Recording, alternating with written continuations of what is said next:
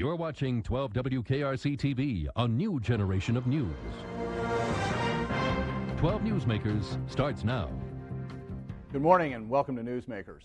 In the 1990s, the economy boomed and tax revenues rolled into the treasuries of local, state, and federal governments.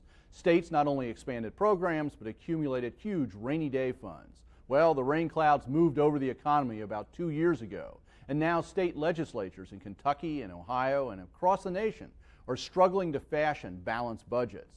After months of maneuvering, the Ohio legislature finally enacted a $1.9 billion budget this week. A fragile and perhaps only temporary budget balance was achieved by drawing down the last of the $600 million famous rainy day fund, increasing cigarette taxes by 31 cents a pack, and transferring $345 million from the cigarette settlement from the school construction budget to other issues. Authorizing replacement of bonding, including, and that will take money away from other education funding. I'm sorry about that. The tax bill is now on the governor's desk, awaiting his signature and possible line item vetoes. To discuss the situation in Columbus, as well as an upcoming local job fair, I am joined first this morning by Ohio Senator and Mark Mallory, who is the minority whip in the Senate. Yes. Mark, welcome back to Newsmakers, and maybe I'll wake up this morning and be able to read something. Who knows? First off, let's start with the budget. Yes. We're taping on Friday morning, so this literally got passed yesterday up in Columbus.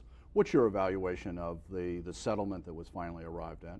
Well, I'm very concerned at how this package was put together, some of the things that are in it, and what it's going to mean for the long term. I feel that one of the reasons we're in this situation right now is because we have not properly invested in our future, that being higher education. We know that there is a great return on dollars invested in higher education in terms of what they bring back to a state's economy. And we've been very lacking in what we've been able to do for higher education. So as I look at this package, I'm seeing some problems. The first thing that I think is a real problem is that we're taking $345 million out of the tobacco settlement dollars. Those dollars were earmarked for school construction. Now what that means is that money has to be replaced, and it will be replaced with bond money. Again, that's where we're going to have to pay interest on those bonds. So we're basically paying short-term debts with credit cards. Yeah, and one of the things that at least as I understand state bonding for that sort of thing, in the federal government we talk about deficits. States don't run deficits. We always run a balanced budget, but we do issue bonds, which is debt for all practical purposes that we have to pay off with interest, right? Absolutely. We have to pay off with interest, and it'll probably be about 3 times whatever we borrow. So that's a lot of money. When you say, you're focusing on the fact that we haven't invested sufficiently in higher education. Right. Most of the attention over the last 4 or 5 years has been on investment in elementary and secondary education. And how do we find enough money to fund that? Even everybody's kept saying, well, we got that rainy day fund sitting there. Let's tap into that $1 billion rainy day fund. Right. Well, now that rainy day fund's gone. What's this mean for all of our discussions over the last 4 or 5 years about better funding for elementary and secondary education? Well, for one thing, we've got to see this as a continuum. When you're talking about funding for primary and secondary education and higher education, that really should not be separated as a concept. But to take it a step further, this budget fix does nothing to address the Roth decision and what we could possibly be forced to do by the court. And that's just still hanging out there, right? It's still hanging out there, and those numbers could be anywhere from $300 million to $1.2 billion, depending on who you're talking to. So this really was not a comprehensive look at the state's situation. This was a very short-term, quick fix that really takes money from our future. Did the Democrats, and the Democrats are a distinct minority in Columbus, in both houses, all statewide offices, what role could the Democrats play in shaping this budget, or was this just really an internal Republican issue? Well, unfortunately, it was an internal Republican issue. The Democrats offered up lots of opportunities to be involved in crafting a solution to the state's problem. Now, what that means is that doesn't mean that Democrats simply sign on to the Republican plan. That means that Democrats and Republicans sit down as equal partners and figure out how to craft a solution to this budget problem. We offered ourselves up multiple times and they never called on us. So you didn't have a lot of hand in this, is the point. No, not at all. If you could change one or two things in this budget, and I know it's more complex than that, but if you could have pushed one or two things, what would they have been for you? Well, one of the things we didn't do, as I said, we didn't take this comprehensive look at state spending. We spend an awful lot of money, hundreds of millions of dollars, on outside contractors. These are things that are being done that we're paying outsiders to do, that we employ state people who could do the very same jobs. When you talk about the Department of Jobs and Family Services, hundreds of millions of dollars in outside contracting and unbid contracts, that adds up to a lot of money. Those kinds of things really needed to be taken a look at, and we didn't do that at all. We also didn't look at any new sources of revenue outside of the tax increases. One of the things that should have been discussed at least was the possibility of video lottery terminals at Ohio's 7 horse race tracks. That could have produced up to $600 million a year. That's a lot of money. You say this is a short-term solution, doesn't deal with long-term problems. Does this mean this is going to get revisited quicker than the normal 2-year cycle? My prediction is we'll be back in December with another budget fix. It'll be an unfortunate situation, but I think that the way this budget is crafted, it doesn't get us into the future. We hear about the economy improving. Mm-hmm. What are you hearing up in Columbus about the implications for state revenues and therefore easing the budget crisis? Unfortunately, Ohio's economy is not improving. We are lagging behind, and we're lagging behind again because we haven't made those investments in education, primarily higher education, the areas of biotech research and biomedical research. Those things have a very great return. The problem is that now the governor's third frontier proposal is out there. We're going to put $50 million in it, but I think it's too little too late. We should have done this years ago. When you get behind in biomedical and biotech research, you're not behind for a year or two, you're behind for a decade. Okay, I want to shift topics here, and let me set this up with something. Last year, Mark brought an important new initiative to Cincinnati, a job fair for ex-offenders. Last year, 12 News reporter Jeff Hirsch visited the fair and prepared this report. I'm interested in employment. Arthur Brown is looking for a job, but it won't be easy. Brown has something on his resume which will scare lots of employers away, a conviction for murder. It's almost like we want to be better, we want to do better, but every time the opportunity seems to present itself, it's always somebody telling us no. Brown was among hundreds who came to this state-sponsored ex-offenders job fair. This job fair was supposed to open at 11 a.m., but the line was so long that they opened a half an hour early, which is both good and bad.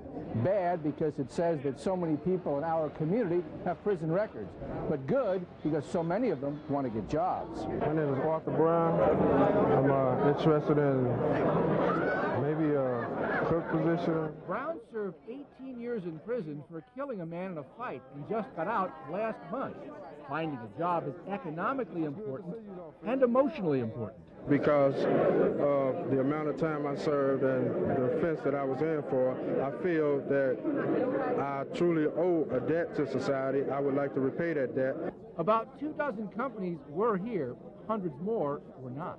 I would like the opportunity to support myself. I would like the opportunity to remain out here and be productive. And I feel that I should be allowed to do that. I don't know if I necessarily have a right to do it, but if I'm out here and I'm not being productive, then some kind of way I'm sucking something away from the system. I don't want to do that. I want to contribute. Mark, that was from last August, if I remember. Right.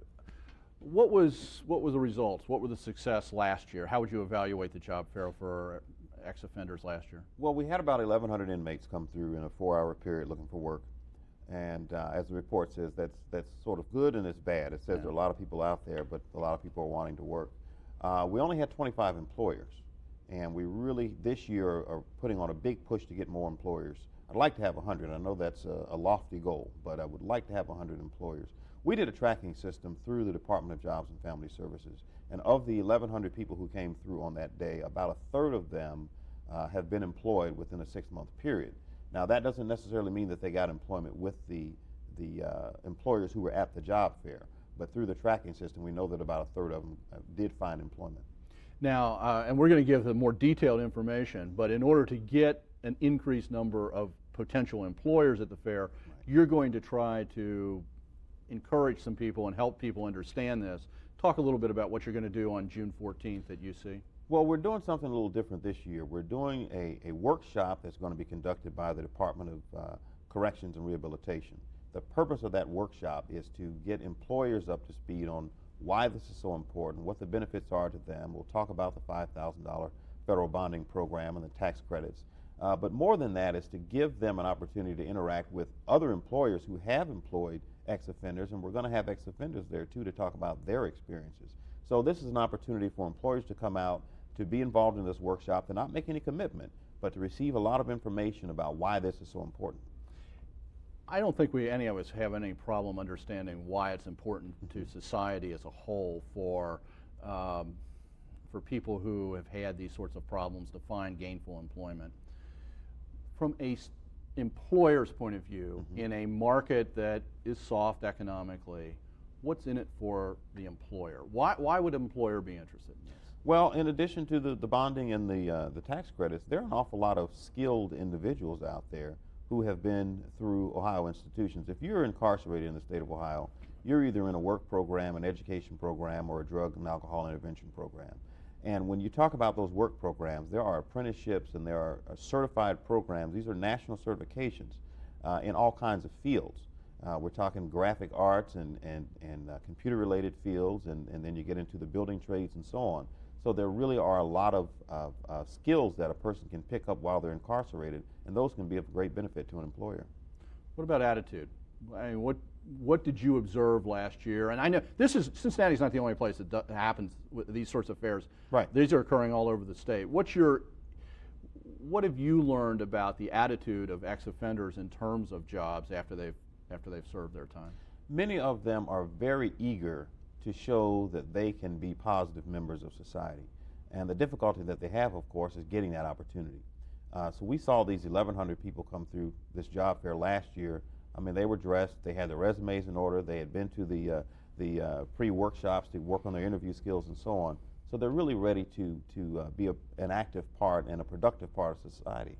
We've already had this information up, but I'd like for people to see it one more time. If you're interested, you're an employer, you work in human resources, you work with a placement agency, anything like that, Friday, June the 14th, 2002 at Linder Hall at UC. And for information, call Senator Mark Mallory's office, area code 614-466-5980.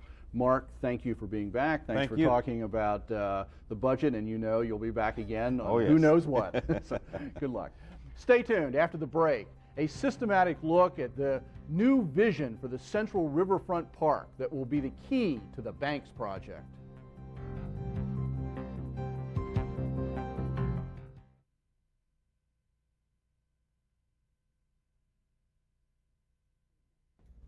Welcome back. Since 1888, Cincinnatians have built up, torn down, reconfigured, and rebuilt the city's riverfront over and over again. Throughout the mid-19th century, the riverfront was jammed with factories and commission houses and residences. By the mid-20th century, most of that activity had pulled out of the floodplain, and the riverfront became the center for professional sports and a corridor through which to connect the new interstate system. On Wednesday night, the Cincinnati Park Board unveiled a refinement of the plan it has been working on for 4 years for the riverfront of the early 21st century. The proposed park is integral to the Banks project, making sure that the more than $1 billion of investment in the two stadiums and the National Underground Railroad Freedom Center is not squandered in a sea of blacktop. Cities from Baltimore, Maryland to Brisbane, Australia have invested in and capitalized on transforming their riverfronts into inviting people-centered environments. This is Cincinnati's opportunity to follow suit. To explore the evolving vision of the Riverfront Park, I am joined by Dave Praether, a planner with the Cincinnati Park Board. Dave, welcome to Newsmakers. Thank you, Dan. And even though you've never been on Newsmakers before, you and I have worked together for a long time on a variety of projects, and it's nice to have you here. Thank you. The park, this is not, what you unveiled earlier this week on Wednesday night, isn't brand new. You really have been working on the essential concept for some time. How does this fit into the Banks? This isn't a replacement for the Banks. This is part of the Banks. How does this fit in? Absolutely. The park is something of the front door of the Banks of downtown, in fact.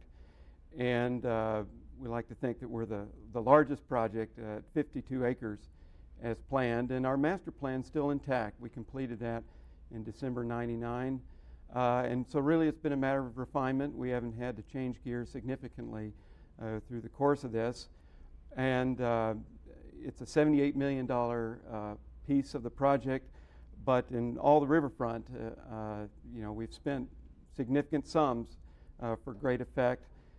So we like to think, even though at $78 million, it's the cheapest of the riverfront projects. And it's certainly going to be the most accessible, because once it's opened, it's free. It's there for everybody, right? Right, and it isn't just 52 acres. I mean, Riverfront Park, this will be contiguous to two other existing parks that operate down there, of course, Bicentennial Commons and Yateman's Cove. Under construction right now, we have the Berry Friendship Park, which is on the far east side, beyond the restaurant. Right, to the east side. So what we're doing, we're looking at a long view of the new Central Riverfront Park, but what you're saying is this is part of a long ribbon of green that's really going to run out almost to Delta Avenue, right? Well, 2 3/4 miles as depicted here, but we're looking beyond there even now. We're working with the U.S. Army Corps of Engineers, who's challenged us, and why just 52 acres? Why just 2 3/4 miles? So they're going to be, in fact, just shared with me a proposal to retain consultants to look west all the way to the Mill Creek, east all the way to the Little Miami River. Mostly it'll be bike trails and that sort of thing, but we already have significant parks east of there, LeBlanc and other public Let's talk a little bit about the key features of this park in the Central Riverfront, the banks part of this project. You say this is $78 million. Where's that money going to come from? Do we know that yet? We've had a funding plan for a couple of years that's still intact. We think the heavy lifting needs to come from the federal government, and that's consistent with other precedences. The same consultants designing the project for us now, Sasaki & Associates, in conjunction with Hargrave Associates, who we've worked with for 4 years, completed a similar project, similar in scope and scale, in Indianapolis White River State Park, which is a $113 million project with $56 million of federal participation in the project. So about 50%? Yes. Federal. Right. And is that sort of the percentage that you see here from federal? Yes. We see about $18 million from the state. Currently we have a request in the capital budget that we forwarded to the city manager and city council, $4.5 million. We think we'll need, through the duration, about $6 million of local sources. And right now we're thinking about $15 million of private sources. Well, you know, one of the things that I'd like to take a look at sort of that plan view of the park, and we'll get that up on the screen here in a minute. What we're seeing here is this park relates to the river differently than Yateman's Cove or Bicentennial Commons, because that green space to the bottom of the screen there, as I understand it, that's going to slope right down to the river itself. It's going to be an easier relationship to the river, a more natural relationship. Am I right on that? Absolutely. And that's one of the challenges of this site in Louisville, and they've spent about the same kind of money we're speaking about for a similarly programmed, similarly sized park, but not as central as our park will be. They have a great lawn, slopes down, but the river is much less dynamic in Louisville. On a day we went down to see their park, our river was up 18 feet, theirs was only up 4 feet. What that means to a designer is in accessibility for rollerblades, wheelchairs, and strollers. There are standards we try to work with, about 5% slope. If you're only dealing with 4 feet of change, that's a piece of cake. But from where you can get a building permit, which is about elevation 501 at this point. Because that's out of the floodplain. Correct, the 100-year floodplain, to where the river is most of the time, elevation 455, we've got 46 feet of vertical dimension to deal with. Do the math, 5% slope. Some of our ramps get pretty long, and so that's part of the challenge. But it's a priority for us to put quality green space at the river's edge so we can experience the river like we can't really in any of the other parks.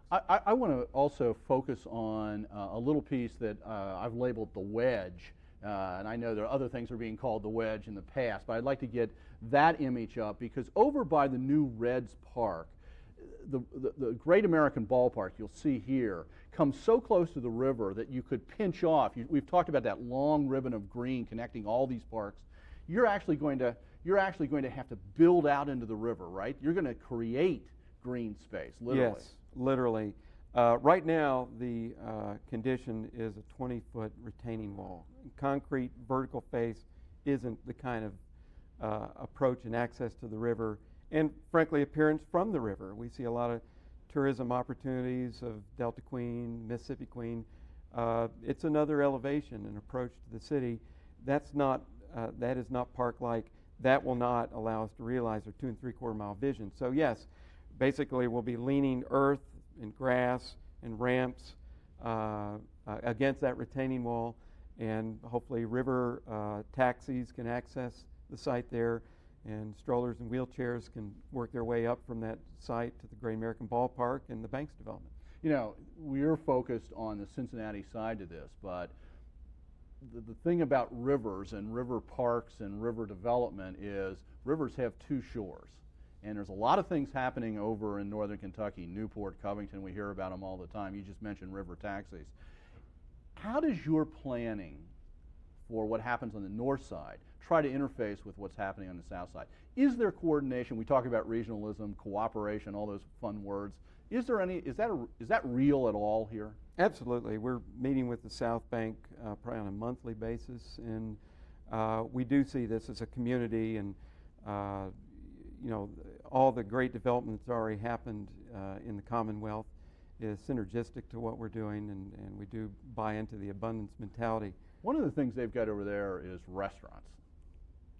Any restaurant planning here? There are opportunities for great restaurants here. I mean, we're carving out significant acreage to accommodate that sort of thing. Floating restaurants or on land? Possibly even floating. I mean, there's a great boat, sister ship to the Island Queen. The President. The President that we're exploring now, checking into the feasibility. You know, does a pro forma work out? It's a lot of square footage, and right on the river, and so we think it might have a fit if it's feasible. And it's, if I understand it right, it's like 500,000 square feet. So if you get it here, the thing is huge and could be developed into all kinds of facilities. The other thing, the people who have seen this plan get real excited about are the fountains. And we're going to show a couple of images of those. Here you can see one. There will be another one that comes up in a little bit. Talk a little bit about these fountains. What are they? What kind of fountain are we talking about here? This is different. Well, this is one piece. It's a little different from our original vision in the master planning, and the kind of thing that happens as you start realizing what it takes to build it. But what's seen here, it wants to be very kinetic, very showy. Are people walking through those water? Interactive, and you know, right now on the riverfront at Lytle Plaza, right. That's a very popular element. It's great fun to go down there and watch kids and adults, big kids, get knocked over by that huge jet of water. Those look like real water cannon types of things. And we've got to tweak a lot of that, and as we move into the next phase, where you go from the vision of what it is, where it is, how big it is, then, you know, to what degree, how small a person will knock over with our water cannon. But we see it also as a place where it can transform during events. We can cut back to the water flow to about 30% and put a stage there, have a dance floor there, have tables, drinking fun, food, so it's a multi-purpose space. We have less than a minute left. I want to be sure here to clarify one thing. This is the idea that this could become the new center for all of the fest that Cincinnati loves, and we just went through Taste of Cincinnati last weekend. All of that stuff would move to this wonderful green space. Are we still talking about that? Yeah, that's what we're working toward and exploring what's better about this. I mean, it's a larger space. It connects the 2 3/4 miles of public riverfront, but the pier elements, which align with Main and Ray Street, can allow you to, from Marion Way, to walk right down to the river's edge. It's a chance to put, you know, kind of upscale. Well, we're just about out of time. We're going to continue to follow this because it's going to take a while, and we shouldn't plan next year's picnic yet down there, but it's coming, right? It is coming. Thank you, Dave. Thank you for making Newsmakers a part of your Sunday morning. Join us again next Sunday, and have a good week.